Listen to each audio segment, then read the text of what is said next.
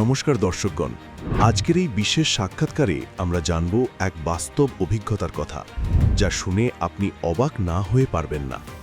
পূর্ণ পরমাত্মার শরণে এলে কিভাবে মানুষ নিশ্চিত মৃত্যুর হাত থেকেও রক্ষা পেতে পারে, সেই অভিজ্ঞতাই আজ আমাদের সঙ্গে ভাগ করে নেবেন আলিপুরদুয়ার জেলার বাসিন্দা অনিন্দিতা রায়।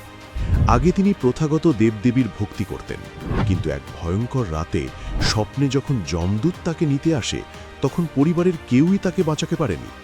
সেই সময় জ্ঞানগঙ্গা বই থেকে প্রাপ্ত সত্য জ্ঞান স্মরণ করে গুরুজিকে ডাকতেই কিভাবে তার জীবনে এলো নতুন মোড়, আর কেন তিনি মনে করেন ৩ বছর বয়স থেকেই ভক্তি শুরু করা জরুরি। আসুন আজ তার নিজের মুখ থেকেই শুনি সেই আশ্চর্য ও সত্য ঘটনা। সম্পূর্ণ ভিডিওটি দেখার জন্য ডেসক্রিপশন বক্সে দেয়া লিঙ্কে ক্লিক করুন। এছাড়া এসএ ট্রু স্টোরি বাংলা চ্যানেলে গিয়ে এরকম আরও ভিডিও দেখতে পারেন।